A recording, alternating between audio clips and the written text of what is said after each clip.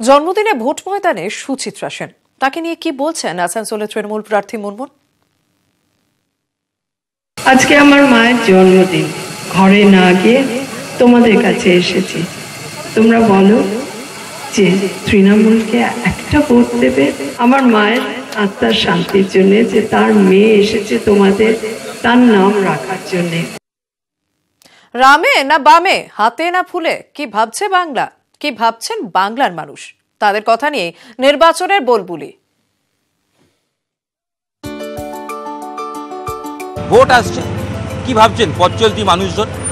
আমরা আজ ভোটের বলবুলি নিয়ে বেরিয়েছি শাটেলে যারা যাতায়াত করেন তাদের মতামত শুনবো ভোটের আগে। কি প্রত্যাশা নিয়ে ভোট দেবেন? ভোটকে বিশ্বাস করি না এখন। मैं ऐसा पार्टी के लिए देख रहा हूँ जो कि देश की बात करे। ইন্ডিয়ান পলিটিক্যাল পার্টিগুলো যেরকমভাবে পলিটিক্স করে তারা দেশের জন্য বা সমাজের জন্য কোনোদিন ভেবে করে না, নিজেদের গতির জন্য ভেবে করে। ইস্যু মাথায় এটা রাখবো যেন গোটা ভারতবর্ষের সাম্প্রদায়িক সম্প্রীতি রক্ষায় মানুষ হাতে যেন কাজ পায়। বামফ্রন্ট সরকার দেখলাম, তৃণমূল সরকার দেখলাম, নতুন একটা সরকার দেখি পারো 5 বছর দিয়ে, অসুবিধার কি আছে? নরেন্দ্র মোদী সরকার দেখলেন স্যাটিসফাই, মানে যা 5 বছর আগে মানুষ মাথায় রেখে ভোট দিয়েছিলেন আরও 5 বছর সময় দেওয়া যায়? দেওয়া যেতেই পারে। দেশে যে ভালো কাজ করছে তাদেরই ভোট যাবে। দেশে তো আগের থেকে অনেকটাই ভালো পরিস্থিতি। বলছে আজকে দিন কোথায়, আজকে দিন পুরো দিন আসছে। বিজেপি এককভাবে আসার এবারে কোনো সম্ভাবনা নেই।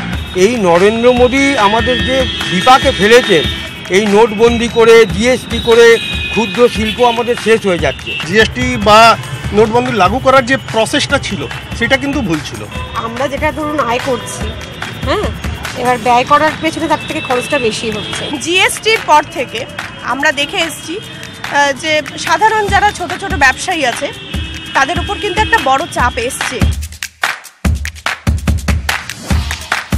রাহুল গান্ধীকে দেখেছেন, মনে হলো প্রধানমন্ত্রীর মতো তৈরি তিনি? একদম।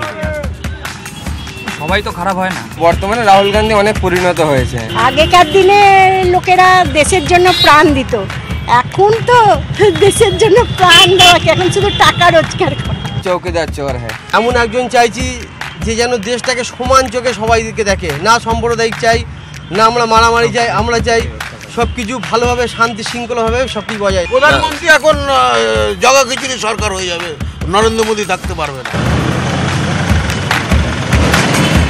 কর্মসংস্থান এখন যা অবস্থা আমাদের এখানকার, বেকারত্ব বেশি রয়েছে ম্যাক্সিমামই। বেকারত্ব তো চিরকাল আছে, ও সব সরকারই এসে বড় বড় কথা বলে যায় কিন্তু আদতে কোনো কিছু ফুলফিল হয় না। কোথায় চাকরি, এখন চাকরি বাকরি তো নেই, কলকারখানা বন্ধ হয়ে সব। আমার এতটুকু প্রত্যাশা নেই যে বিজেপি আবার আসুক। মমতা বন্দ্যোপাধ্যায়কে প্রধানমন্ত্রী দেখতে চান? আমার তো ইচ্ছা করে না। আমি পশ্চিমবাংলার খাবার খাই, আমি দিদিকে চিনি, তাছাড়া কাউকে চিনি না। সবাই বলে হ্যাঁ হ্যাঁ সব করে দেবো, কিচ্ছু হয় না। কেউ চান বেকারত্ব সমস্যার দ্রুত সমাধান হোক, কেউ চান দেশে শিল্প হোক, প্রত্যেকেই চান কিন্তু মানুষের জন্য যে সরকারই আসুক তারা কাজ করুক। ক্যামেরায় শুভব্রত কুণ্ডুর সাথে ইরণ রায় বর্মন, নিউজ 18 বাংলা।